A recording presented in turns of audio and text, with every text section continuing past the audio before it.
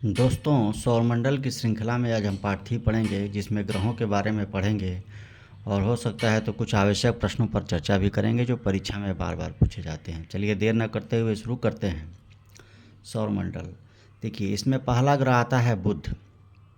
सूर्य का यह निकटतम ग्रह है, आकार में सबसे छोटा है। इसका जो परिभ्रमण काल है वह 88 दिन है। यह देखिए, परिभ्रमण काल इसका 88 दिन है। इसको इंटीरियर प्लेनेट भी कहते हैं। इंटीरियर इसलिए कहते हैं क्योंकि यह सूर्य और पृथ्वी के बीच में आता है, इसलिए प्रश्न बन सकता है कि इंटीरियर प्लेनेट किसको कहते हैं, तो बुध को कहते हैं। कौन सा प्लेनेट है? इंटीरियर प्लेनेट है। ध्यान दीजिएगा इस प्रश्न पे। पृथ्वी के सूर्य के बीच में होने के कारण इसको इंटीरियर प्लेनेट कहते हैं। इस पर वायुमंडल का अभाव है, जीवन संभव नहीं है, ऐसा मानना है खगोल शास्त्रियों का। दिन गर्म और रात बहुत बर्फीली होती है, तो इसलिए यहाँ तापांतर सर्वाधिक होता है। यह प्रश्न पूछा गया है परीक्षा में कि किस ग्रह का जो तापांतर है, यानी दिन और रात के जो ताप का अंतर है वो सर्वाधिक है, तो यह बुध का है। और इसका कोई उपग्रह नहीं है। बस बुध के बारे में इतना जाने, गारंटी है कि परीक्षा में इससे अधिक कुछ नहीं आएगा। और जो अन्य प्रश्न है उस पर हम चर्चा करेंगे। बुध के बाद आता है शुक्र। शुक्र को अंग्रेजी में क्या बोलते हैं? वीनस। इसका परिक्रमा काल 225 दिन है। चाहे तो आप इसका स्क्रीनशॉट भी ले सकते हैं। अन्य ग्रहों के विपरीत दिशा में घूमता है। ये चीज़ आप लोग याद रखिए कि हम जानते हैं, पढ़ चुके हैं कि शुक्र और अरुण ये जो दोनों हैं अन्य ग्रहों की विपरीत दिशा में ये जो है घूमते हैं, क्लॉकवाइज घूमते हैं, बाकी एंटी क्लॉकवाइज घूमते हैं। बाकी सभी ग्रह के उससे किधर घूमते हैं? Anti clockwise. पृथ्वी के सर्वाधिक नज़दीक ग्रह है। देखिए, ये प्रश्न जो है परीक्षा में पूछा गया है कि पृथ्वी के सर्वाधिक नज़दीक कौन सा ग्रह है, तो यह जो पृथ्वी के सर्वाधिक नज़दीक है शुक्र। ये परीक्षा में आ सकता है। पृथ्वी के सर्वाधिक नज़दीक कौन सा है, तो ये शुक्र है। सूर्य और चंद्रमा के बाद सर्वाधिक चमकीला तारा है। सर्वाधिक चमकीला किसके बाद? सूर्य और चंद्रमा के बाद। चंद्रमा पृथ्वी से नज़दीक है, सूर्य तो सर्वाधिक चमकीला है, ये है जानते हैं। इसका टेम्परेचर जो है बहुत ज़्यादा है। इसे सांझ का तारा या भोर का तारा भी कहते हैं, इवनिंग स्टार या मॉर्निंग स्टार कहते हैं। किसको? शुक्र को। पृथ्वी की बहन कहता है। ये क्या कहलाता है? पृथ्वी की बहन। इस पर कार्बन डाइऑक्साइड 90 से 95% है। ये चीज़ याद रखिए। यहाँ प्रेशर कुकर सी दशा इसीलिए बनी रहती है। कोई पूछ देगा कि शुक्र पर प्रेशर कुकर की दशा क्यों बनी रहती है, क्योंकि इस पर कार्बन डाइऑक्साइड 90 से 95% है। इसका भी कोई उपग्रह नहीं है। बुध का भी कोई उपग्रह नहीं है, शुक्र का भी कोई उपग्रह नहीं है। चलिए अगले प्रश्न पे चलते हैं। अगला जो है हमारी पृथ्वी है तीसरी। इससे काफ़ी प्रश्न पूछे जा सकते हैं, इसको ध्यान से पढ़ना है। पृथ्वी का आकार में जो ग्रहों को जब रखते हैं, बृहस्पति, शनि, अरुण, वरुण, पृथ्वी, शुक्र, मंगल, बुध, यम तो खैर अब नहीं है ग्रहों की श्रेणी में।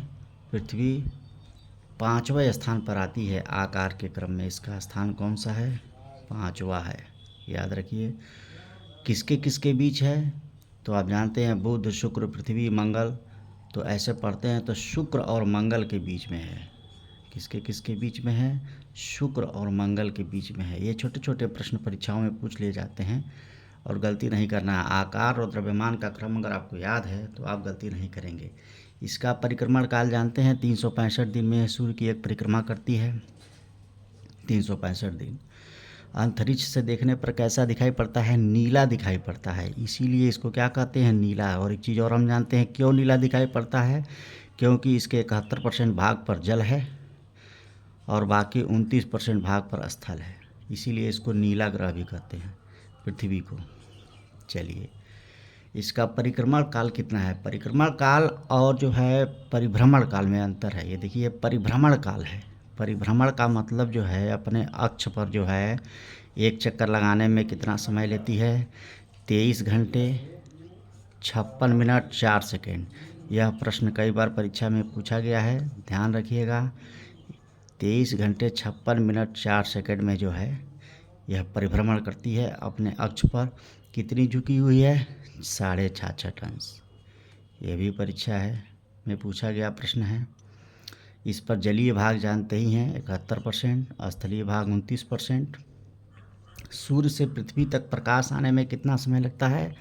8 मिनट 18 सेकेंड का समय लगता है। यह भी परीक्षा में पूछा गया प्रश्न है। जितना यह निशान लगाया जा रहा है, हाइलाइटर से हाईलाइट किया जा रहा है, सब परीक्षा में पूछे हुए प्रश्न हैं। सूर्य से इसकी दूरी 15 करोड़ किलोमीटर है। चंद्रमा से इसकी दूरी 3,84,000 किलोमीटर है। समुद्र तल से सर्वाधिक ऊंचाई, ये देखिए, यह समुद्र तल से सर्वाधिक ऊंचाई है, यही माउंटेन एवरेस्ट की ऊंचाई है 8,848 मीटर। और समुद्र तल से सागर की सर्वाधिक गहराई कितनी है? यही मेरियाना ट्रेंच है जो प्रशांत महासागर में पड़ता है, 11,033 मीटर, और ये 8,848 मीटर ऊपर है। और ये पृथ्वी से, समुद्र तल से 11,033 मीटर नीचे है। इसी को बोलते हैं मेरियाना ट्रेंच। ठीक, पृथ्वी की जो आकृति होती है उसको जियाड बोलते हैं। अभी आगे में इसकी चर्चा करेंगे। चलिए नेक्स्ट पेज पे चलते हैं। ध्यान दीजिएगा, इसमें एक प्रश्न एक बार आया हुआ है कि जो पृथ्वी की आकृति वो कैसी है, वो जियाड है। यह बहुत महत्वपूर्ण है, यह परीक्षा में आया हुआ प्रश्न है, जियाड, ध्यान रखिएगा। चलते हैं अगले पेज पर। सौरमंडल में अगला ग्रह है मंगल। इसको मार्स कहते हैं। इसका सतह जो है लाल है, इसीलिए इसको लाल ग्रह कहते हैं। लाल क्यों है? क्योंकि इस पर आयरन के ऑक्साइड होते हैं, इसीलिए यह लाल होता है। इस पर वायुमंडल बहुत विरल है। जीवन की संभावना की कयास लगाई जाती है कि मंगल पर जीवन की संभावना हो सकती है। और इसकी जो घूर्णन गति है वो पृथ्वी के एकदम समान है। ये पूछा जाता है कि कौन से ऐसा ग्रह है जिसके घूर्णन गति पृथ्वी के समान है, तो वह मंगल है। लेकिन अगर पूछा जाएगा पृथ्वी की बहन कौन सी है, तो वो शुक्र है। इसके 2 उपग्रह हैं, फोबोस और डिमोस। फोबोस और डिमोस मंगल के 2 उपग्रह हैं। और मंगल पर ही सबसे ऊंचा पर्वत है पूरे यूनिवर्स का, यह है निक्स ओलंपिया। ये माउंटेन एवरेस्ट से 3 गुना ऊंचा है। एक बार यह भी प्रश्न पूछा गया है कि कौन सा पर्वत यूनिवर्स में सबसे ऊंचा है और किस पर है, तो मंगल पर है। इसका नाम क्या है? निक्स ओलंपिया। और एवरेस्ट से 3 गुना ऊंचा है। तो मंगल से इतने प्रश्न आते हैं। इसका लाल होना, लाल क्यों है? आयरन ऑक्साइड के कारण। वायुमंडल अत्यंत विरल है, इस पर जीवन की संभावना है, इसलिए बहुत सारे रिसर्चेज इस पर किए जाते रहते हैं। अगला 5वां है जुपिटर। इसको बृहस्पति कहते हैं। यही सौरमंडल का सबसे बड़ा ग्रह है। ये तो आप पढ़ चुके हैं। आकार के बढ़ते हुए में बृहस्पति, शनि, अरुण, वरुण, पृथ्वी, शुक्र, मंगल, बुध, एकदम याद रखिए यह क्रम। इसका एक उपग्रह है, इसका नाम है ज्ञानिमीड। यह जो ज्ञानिमीड है वो सौरमंडल का सबसे बड़ा उपग्रह है। अभी तक तो आप ग्रह पढ़ रहे थे, बृहस्पति सबसे बड़ा है। एक बार यह प्रश्न पूछा गया सबसे बड़ा उपग्रह कौन सा है, तो चंद्रमा मत समझ लीजिए पृथ्वी का। ज्ञानिमीड है बृहस्पति का जो सबसे बड़ा उपग्रह है। इसके पास स्वयं की रेडियो ऊर्जा है। बृहस्पति एक ऐसा ग्रह है जिसके पास स्वयं की रेडियो ऊर्जा है। इसके वायुमंडल में हाइड्रोजन, हीलियम, मीथेन और अमोनिया हैं। इसके बाद जितने ग्रह आएंगे इसमें यही मिलेंगे, हाइड्रोजन, हीलियम, मीथेन और अमोनिया। और वायुमंडलीय दाब बहुत अधिक है बृहस्पति पर, यह याद रखिएगा। हालांकि ये प्रश्न नहीं आया है, लेकिन ये आया है ज्ञानिमीड सौरमंडल का सबसे बड़ा उपग्रह। और किसका उपग्रह है, तो बृहस्पति का। चलिए अगला शनि। शनि को सैटर्न बोलते हैं। इसके चारों ओर पूर्ण विकसित वलय है। वलय का मतलब रिंग है। इसके चारों ओर रिंग है और यह रिंग जो है अत्यंत छोटे कणों से मिलकर बना है और गुरुत्वाकर्षण के कारण इसके ओर घूमते रहते हैं। यह गैसों का एक गोला है, छोटे छोटे कणों का, अत्यंत छोटे कणों का। और यह जो है इसके चारों ओर शनि के गुरुत्वाकर्षण के कारण घूमते रहते हैं। शनि जो आकाश में पीले तारे के समान दिखाई पड़ता है, याद रखिए, आसमान में देखने पर समान दृष्टिगत होता है। और इसका एक उपग्रह है टिटान। टिटान शनि का सबसे बड़ा उपग्रह है, लेकिन ज्ञानिमीड पूरे सौरमंडल का सबसे बड़ा उपग्रह है। इसके भी वायुमंडल में हाइड्रोजन, हीलियम, मीथेन और अमोनिया हैं। अंतिम तारा है, यही एक अंतिम तारा है आकाश में जिसके आप नंगी आंखों से देख सकते हैं। नहीं तो बाकी अब इसके बाद शनि के बाद जो है अरुण, वरुण जो हैं उनको देखने के लिए दूरदर्शी की आवश्यकता पड़ती है। आसमान में शनि को ही आप जो है आंखों से देख सकते हैं, यह पीले तारे के समान दिखाई पड़ता है। इसके चारों तरफ वलय है। चलिए अगले ग्रह पर चर्चा करते हैं। अगला ग्रह है वरुण, अरुण। अरुण को यूरेनस बोलते हैं। सूर्य की परिक्रमा जो है 84 वर्ष में करता है। देखिए अब जैसे जैसे हम दूर जाएंगे परिक्रमण काल बढ़ता जाएगा। यह भी शुक्र की तरह, शुक्र और अरुण पढ़े थे, ये दोनों विपरीत दिशा में घूमते हैं। एक क्लॉकवाइज घूमते हैं, बाकी ग्रह एंटी क्लॉकवाइज घूमते हैं। यह दूरदर्शी से हरा दिखाई पड़ता है। याद रखिए, पृथ्वी नीला दिखाई पड़ता है, मंगल लाल दिखाई पड़ता है, शनि पीला दिखाई पड़ता है और अरुण हरा दिखाई पड़ता है। और हरा क्यों दिखाई पड़ता है? इसके पास मीथेन बहुत ज़्यादा है इसके ऊपर, इसीलिए इसको हरा ग्रह भी कहा जाता है। याद रखिए, प्रश्न पूछा जाता है कि हरा ग्रह किसको कहा जाता है? अरुण को कहा जाता है। सूर्य से बहुत दूर है, इस कारण बहुत ठंडा है। और इसके भी चारों तरफ, जैसे शनि के चारों तरफ रिंग है, इसके भी चारों तरफ रिंग है उन छोटे छोटे कणों का। और चूंकि ये उल्टा घूमता है, देखिए बाकी ग्रहों पर सूर्योदय पूरब और सूर्यास्त पश्चिम होता है, हमारी पृथ्वी पर भी, लेकिन शुक्र और अरुण पे किधर होगा? ये उल्टा घूमते हैं, तो इधर इस पर, इन दोनों पर सूर्योदय पश्चिम होगा और सूर्यास्त पूरब होगा। याद रखिए, प्रश्न पूछा जा सकता है। अब अंतिम है वरुण। वरुण देखिए 165 वर्ष में सूर्य की परिक्रमा करता है। सबसे दूर है तो सबसे अधिक टाइम भी लगाता है। इसका सर्किल बड़ा होगा अतः घूमने में ज़्यादा समय लगेगा। और सूर्य से सबसे दूर है, यह जानते ही हैं। यह भी हल्का पीला दिखाई पड़ता है। यह भी जो है हल्का पीला दिखाई पड़ता है।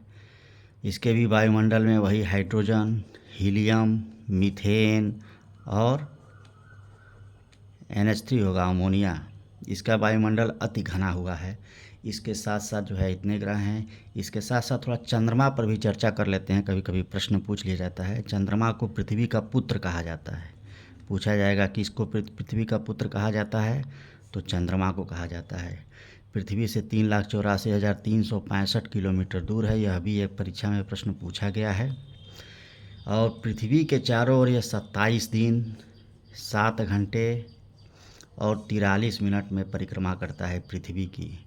और अपने अक्ष पर भी 11 इसी में जुड़ा हुआ है। 27 दिन 7 घंटे 43 मिनट और 11.47 सेकेंड। और अपने पृथ्वी के चारों ओर इतने ही समय में परिक्रमा करता है और अपने अक्ष पर भी इतने ही समय में घूमता है। इसीलिए जो जियो सिंक्रोनस बोला जाता है इसको। और वायुमंडल इस पर अनुपस्थित है। ये जानते हैं, चंद्रमा पर वायुमंडल नहीं है। चंद्रमा की सतह का अदृश्य भाग है 41%। जो हम देखते हैं वो सिर्फ जो है हम 59% देख पाते हैं, बाकी 41% अदृश्य भाग है। और इस पर उच्चतम पर्वत है एक चंद्रमा पर, लीबनिट्ज पर्वत। यह परीक्षा में पूछा गया प्रश्न है, ऊंची परीक्षाओं में प्रश्न पूछा गया है। और किस पर है? यह दक्षिणी ध्रुव पर स्थित है लीबनिट्ज पर्वत। आप याद रखिए, इसको नोट कर लीजिए कि चंद्रमा पर एक पर्वत है लीबनिट्ज पर्वत, जो है उसके दक्षिणी ध्रुव पर स्थित है और उच्चतम पर्वत है चंद्रमा का। और अंत में इससे पूछे जाने वाले जो है सौरमंडल से पूछे जाने वाले कुछ महत्वपूर्ण प्रश्नों पर भी चर्चा करते हैं। सबसे बड़ा हम जान चुके हैं बृहस्पति है। यह प्रश्न परीक्षा में काफ़ी पूछा गया है। सबसे बड़ा उपग्रह बृहस्पति का ही ज्ञानमीड है। यह भी प्रश्न परीक्षा में कई बार पूछा गया है। नीला ग्रह पृथ्वी है, हरा ग्रह यूरेनस है, लाल ग्रह मंगल है। देखिए यही प्रश्न है जो आपसे जो चर्चा किया गया था। सबसे चमकदार शुक्र है। सौरमंडल का निकटतम तारा जो है, ये एक प्रश्न है, प्रॉक्सिमा सेंचुरी। सौरमंडल का निकटतम तारा, हम जानते हैं आकाश में अनेक तारे हैं, लेकिन जो सौरमंडल का निकटतम तारा है वो कौन सा है? प्रॉक्सिमा सेंचुरी है। याद रखिए, ये भी परीक्षा में एक बार पूछा गया प्रश्न है। सबसे ठंडा ग्रह अभी हम पढ़े थे, सबसे ठंडा ग्रह कौन सा है? यूरेनस है। उपग्रहों की सर्वाधिक संख्या किसकी है? शनि की है। ये घटती बढ़ती रहती है, इसलिए एग्जैक्ट नहीं बताया गया आपको। सबसे सघन ग्रह घनत्व पृथ्वी का होता है, यह भी परीक्षा में पूछा गया है। पृथ्वी के नज़दीक का सबसे ग्रह कौन सा है? शुक्र है। यह देखिए परीक्षा बहुत मोस्ट इम्पॉर्टेंट क्वेश्चन है, ये परीक्षा में पूछा गया है कि पृथ्वी के सबसे नज़दीक कौन सा है? तो शुक्र है। हालांकि पृथ्वी के समान किसकी घूर्णन गति है? वो मंगल की है, लेकिन पृथ्वी की बहन है और पृथ्वी के सबसे नज़दीक शुक्र है, इसको सांझ का तारा और भोज का तारा कहते हैं, पढ़ चुके हैं। पृथ्वी की जुड़वा ग्रह शुक्र है। सूर्य की सतह का तापमान 6000 डिग्री सेंटीग्रेड है और जानते हैं केंद्र का तापमान जो है 15 करोड़ डिग्री सेंटीग्रेड है। सोचिए कोई भी चीज़ इसीलिए सूर्य पर जाने से पहले गल कर खाक हो जाएगी। इक्विनॉक्स, एक बार यह प्रश्न पूछा गया है, बहुत ही इम्पोर्टेंट है कि इक्विनॉक्स क्या है। इक्विनॉक्स है जो दिन और रात की अवधि जब समान होती है उसको इक्विनॉक्स बोलते हैं। ये कब कब होता है हम आगे पढ़ेंगे, हालांकि हम आपको चर्चा में बता दे रहे हैं कि 21 मार्च और 23 सितंबर को जो है दिन और रात की अवधि बराबर होती है, इसीलिए इसको इक्विनॉक्स कहा जाता है। एक हैलू धूमकेतु है, धूमकेतु पढ़ेंगे अभी हम आगे, पुच्छल तारे और धूमकेतु, लेकिन एक पढ़ लीजिए एक प्रश्न के रूप में। हैली धूमकेतु का जो आवर्तकाल होता है वो 76 वर्ष होता है। यह एक बार 1986 में देखा गया था और 2061 में देखा जाएगा हैली धूमकेतु। इस पर एक बार प्रश्न आया हुआ है। धूमकेतु की पूंछ हमेशा किधर होती है, अभी प्रश्न बड़ा इम्पोर्टेंट है, ये पूछा गया है परीक्षा में कि धूमकेतु की पूंछ हमेशा किधर होती है, सूर्य से दूर होती है, याद रखिएगा। ग्रह जो सर्वाधिक गर्म है वो शुक्र है, यह भी बड़ा महत्वपूर्ण प्रश्न है कि सर्वाधिक गर्म ग्रह कौन सा है, शुक्र है। किस आकाशीय पिंड को पृथ्वी का पुत्र कहा जाता है, हम पढ़ चुके हैं, चंद्रमा है। चंद्रमा के प्रकाश को पृथ्वी तक पहुंचने में कितना समय लगता है, 1.28 सेकेंड। और सूर्य के प्रकाश को पृथ्वी तक पहुंचने में कितना समय लगता है, 8 मिनट 18 सेकेंड। याद रखिए दोनों प्रश्नों को अलग अलग है। एक चंद्रमा के प्रकाश को पृथ्वी तक पहुंचने में 1.28 सेकेंड का समय लगता है और सूर्य के प्रकाश को पृथ्वी तक पहुंचने में 8 मिनट 18 सेकेंड का समय लगता है। और क्षुद्र ग्रह, ये मोस्ट इम्पॉर्टेंट क्वेश्चन है, कहाँ मिलता है, तो मंगल और बृहस्पति के बीच में। एकदम रट लीजिए, यह प्रश्न कई बार आया है कि क्षुद्र ग्रह कहाँ पाए जाते हैं, तो मंगल और बृहस्पति के बीच में पाए जाते हैं। चाहे तो आप स्क्रीनशॉट ले सकते हैं इसका और याद रख सकते हैं, नोट डाउन कर लीजिए, स्क्रीनशॉट ले लीजिए। ये सब महत्वपूर्ण प्रश्न है जो परीक्षा में बार बार आए हैं। इसी के साथ थैंक यू फॉर वाचिंग, मिलते हैं अगले वीडियो में। थैंक्स।